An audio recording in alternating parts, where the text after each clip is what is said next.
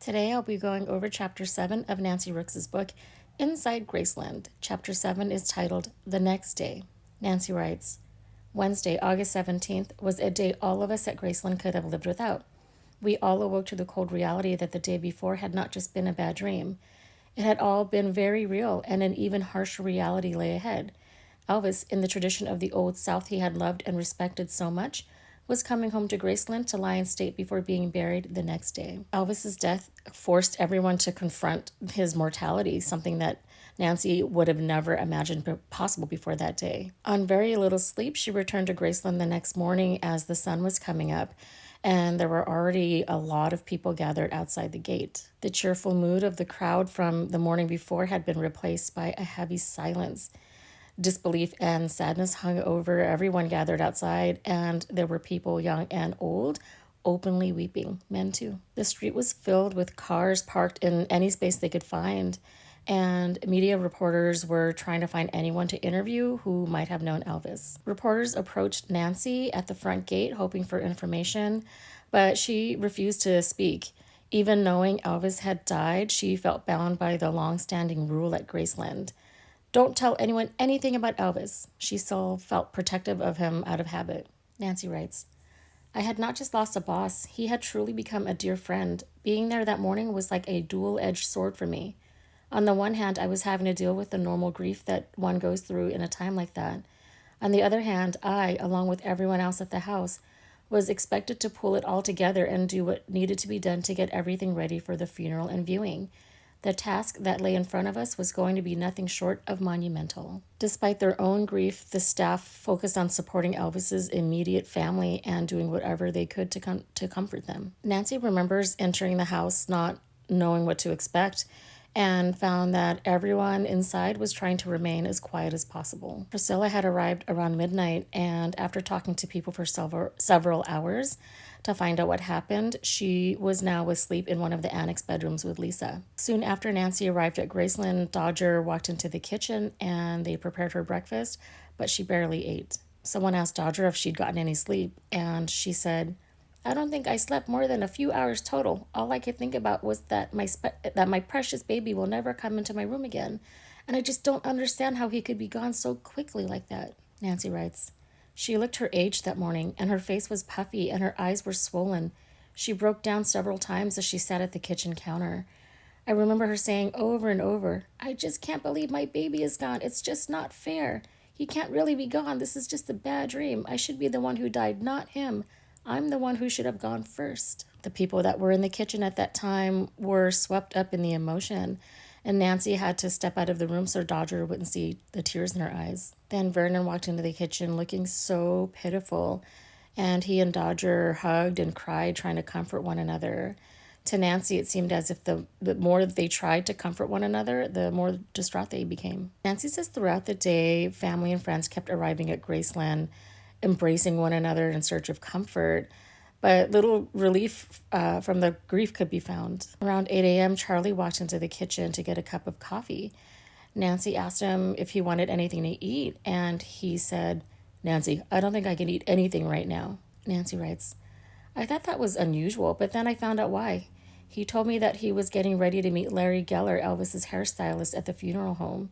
Vernon had requested that the two of them go to Memphis Funeral Home on Union Avenue, where Elvis was being prepared for the funeral, and between the two of them, wash and style Elvis's hair for the last time. Charlie told her that the task ahead would be one of the hardest things he would ever have to do, though he also felt honored to be entrusted with it. She learned later that Charlie had broken down several times at the funeral home, but pulled through and did what needed to be done. At Graceland, she and the others were doing what needed to be done. Later that morning, Earl Pritchett and several other maintenance staff began clearing the living room, moving the furniture piece by piece into the trophy room to make space. An hour later, Nancy walked through the trophy room. Seeing the living room furniture stacked in the trophy room made everything feel even more surreal, and it highlighted how out of place the world seemed that day. Everyone knew the difficult moment was approaching when Elvis's body would be brought back to Graceland, a thought that they all tried to avoid and knew would be deeply painful. Around noon, the funeral home notified them that they would be arriving at Graceland shortly. Nancy writes, The memories came flooding back to me, times when he would be returning from Hollywood or tours on the road. He would come thundering up the front driveway, horns blowing, his limousines loaded with his entourage, full of excitement and stories to tell of their latest adventures. Elvis would often drive around the circular driveway, admiring the freshly maintained grounds, before he came to a screeching halt at the front door, like a king returning to his castle. But this time, instead of his usual grand arrival, Elvis returned to Graceland in a white hearse. It was a heartbreaking moment that she wished had only been a nightmare. Because thousands of fans had gathered at the front gate, the decision was made to bring Elvis's hearse in through the back entrance to avoid the crowds. Nancy says Elvis had constructed the back entrance many years before as a way to come and go out of Graceland without being seen. They all referred to it as a back entrance, but in reality, it was more like a side entrance. It is a private driveway running parallel to the north wall of the mansion, running next to the old church building that now serves as Graceland's offices.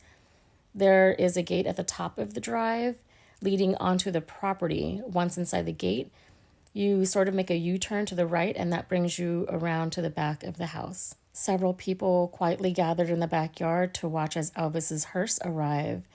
Escorted by motorcycle officers and a limousine, it entered through the back entrance, drove around toward the front of the mansion, turned left, and stopped directly in front of the main entrance to Graceland. Nancy writes, "Scurrying through the house to the dining room, we watched quietly as the massive casket was unloaded from the back of the hearse and brought with no small effort into the foyer. The men from the funeral home who lifted the heavy casket appeared to be breathing heavily from the sheer weight of it.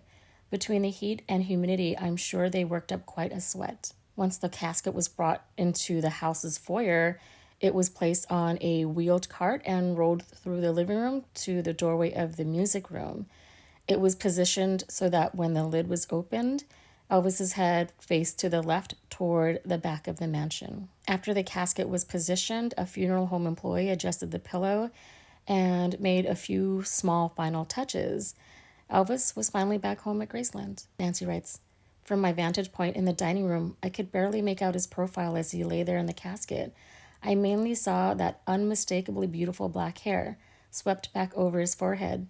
It just didn't seem possible that Elvis Presley, world-class entertainer, movie star, singing sensation, and my friend was now laying in front of us dead." Nancy says the atmosphere inside Graceland felt surreal. Many floral arrangements began arriving and were placed throughout the foyer and living room. She says the front of the house filled with, quote, "the unmistakable funeral home flower smell that we have learned to associate with death." Nancy watched everything happening, and it felt impossible to believe it was real. Only days earlier, she had seen Elvis sitting at the piano singing with deep emotion, and now that same piano was blocked from view by his casket. Some of the staff drifted back into the kitchen, unsure of what they should be doing in such a moment. Elvis's return to Graceland had created a deep sense of unease that seemed to settle over the entire house. Nancy says everyone felt a strong urge to keep busy or do something useful, but no one really knew what they should be doing in that moment. After standing in the dining room for several minutes, she decided it was time to pay her respects. She waited until everyone else had left the living room before approaching. As she slowly walked toward the casket, Elvis's wardrobe assistant, Al Strada, joined her and they approached together. The moment was deeply uncomfortable. Al stepped slightly ahead, briefly looked at Elvis, then quickly moved aside to adjust some flowers, seemingly needing something to do. Nancy was left standing there alone with her thoughts. She says she's been asked often what he looked like and what was going through her head at that moment. Nancy writes, "As to what he looked like, I can only say that he did not look like the Elvis I had known. I want to say that he looked at peace, but I'm not sure that is what I saw or what I wanted to see. I had seen him fighting so many battles with various ailments and illnesses in the last few years, and I wanted to know that he was now okay." She adds, "His face and body both looked somewhat thinner, and I immediately noticed that he looked different in some way. Then it dawned on me what that difference was. He was dressed in a coat and tie, something I was not used to seeing him in. It was a far cry from the casual clothes that he was usually wearing when I would see him while he was alive." Nancy thought of the many everyday moments she had spent caring for Elvis's belongings.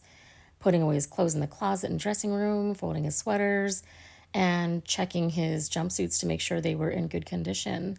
Standing there now, those ordinary tasks came back to her mind. She never imagined that one day he would be lying before her in a casket and dressed formally in a coat and tie. She stood looking at Elvis, and she began questioning whether there was anything she might have done to prevent his death or if she had missed some warning signs. She says it's natural to go through those what if thoughts after losing someone, and she found herself overwhelmed by that kind of reflection while feeling a deep and unexpected sense of loss. Then memories of the past 10 years she had spent working with Elvis suddenly came rushing back.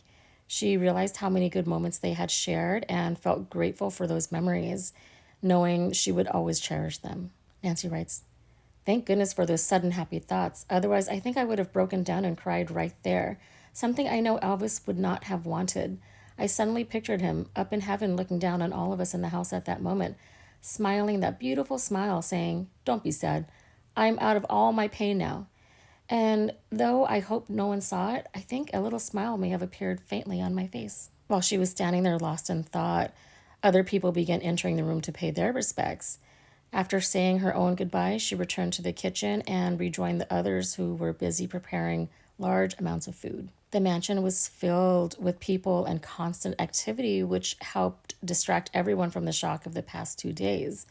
With so many tasks and details to handle, staying busy helped them cope with the grief. Vernon suddenly decided to allow a public viewing of Elvis later that afternoon. The plan was for the casket to be placed in just inside the front doorway, so the public could quickly file past and pay their respects for about 2 hours. Nancy says some of the security staff were already worried and complaining among themselves, fearing that allowing a public viewing could become a nightmare if the situation got out of control. She writes, "Secretly, they felt they needed to let Vernon know that it was not such a good idea to allow thousands of shocked and emotional fans to not only get onto the grounds of Graceland, but actually take a few steps inside the mansion. There was also the fear of a riot of that if that many fans, already emotionally overwrought and burdened by the death of their idol, should suddenly become, perhaps not intentionally, hysterical and out of control. Just the thought of an event such as that happening there at Graceland with Elvis lying in his casket added to the emotional pain we were all feeling." The security team's concern quickly spread to the staff inside the mansion. This uneasiness, combined with the grief everyone already felt over Elvis's death, made the day feel overwhelmingly heavy and that things might never feel normal again. Despite the worries and concerns, the public viewing was allowed to go ahead. Although there were a few minor incidents, such as some fans fainting and others becoming very emotional when they reached the casket, the event ultimately proceeded without major problems. Nancy says, "The security plan worked. As they had done so many times while Elvis was alive, his security detail protected him in death as well." Nancy says security positioned themselves all around the area, at the front, back, sides, and near the doorway, to keep people from getting too close to Elvis and to prevent anyone from taking photographs as they passed by the open casket. The day was extremely hot and humid, making it physically exhausting for the security men stationed by the open front door. Despite the conditions, they endured it and carried out their duties flawlessly. Everyone connected to Elvis felt a strong responsibility to ensure the viewing went smoothly. They were truly taking care of business. Throughout the viewing, the staff took turns sitting at the dining room table and quietly watching the fans as they came through to see Elvis. She notes that if any of the mourners had looked around the house instead of focusing on the casket, they would have witnessed an unusual and rare scene inside Graceland. Nearly all of Elvis's entourage were gathered together inside the house, some sitting on the stairs, others in the living room, or standing in the dining room. Like the rest of the world, they were stunned by Elvis's death and unsure how to handle it. So they stayed near the foyer and quietly watched as fans came through to say their final goodbyes. As she watched fans pass by, she noticed people from every walk of life, young and old, men and women, rich and poor.